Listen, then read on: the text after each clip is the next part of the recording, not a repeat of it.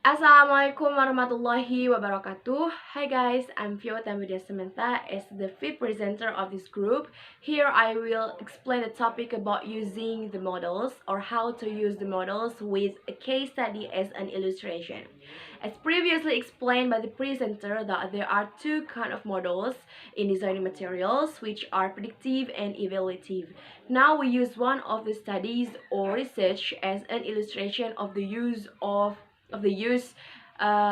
those two models. This study uses the blood cell unit materials.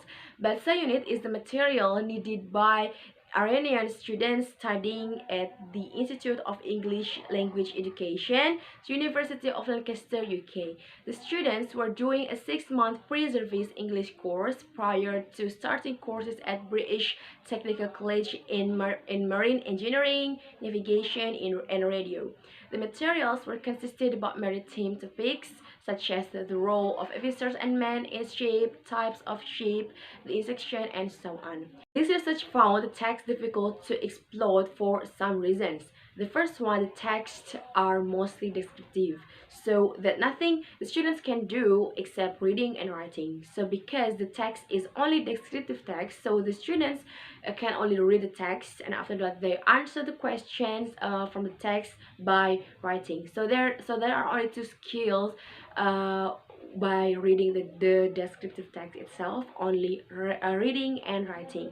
The second one is they contain a lot of very specific vocabulary. So the text only contain specific vocabulary, while specific vocabularies only can be explained by realia. However, it's not available in the SP classroom, while realia itself is a real-life object that enables students to make connections to their own lives. While in SP, the word realia means using real items found in everyday life as an aid to teaching English. The third one is the students didn't have a lot of general technical vocabulary. Yes, the students didn't have general language that it's used to connect to the specific vocabularies and can help them to understand the specific language. So by understanding the general language, it can help them to more understand the specific language. For example, the words sheet, backspring, and rudder would be difficult to understand if the students don't know the words rope and steer. The researchers then conducted a need analysis, and it was concluded that lecturers only teach specific maritime language but are not really needed by students, and ignore common maritime languages that are actually needed by students. Look to the next topic, which is the guidelines in using the models with blood cell unit as an illustration. Stage 1 is find your text. In selecting text, there are three criteria. The first one is naturally occurring piece of communication. Since the meaning of naturally is in the way that you would expect, so it means that the selected text is as expected by the student. The second one is it should be suited to the student's needs and interests. So the keywords are needs, students' needs, and interests. Of course, apart from the fact that everything in the ASP has to be specific, what is given to students must also match the needs and interests of the students where their needs are specific to. Don't let what is given to students not according to the student's need or not appropriate with the students itself. The last one is it should be capable of generating useful classroom activities. Yep, the text given to students must be able to encourage activities in the classroom that are useful for students.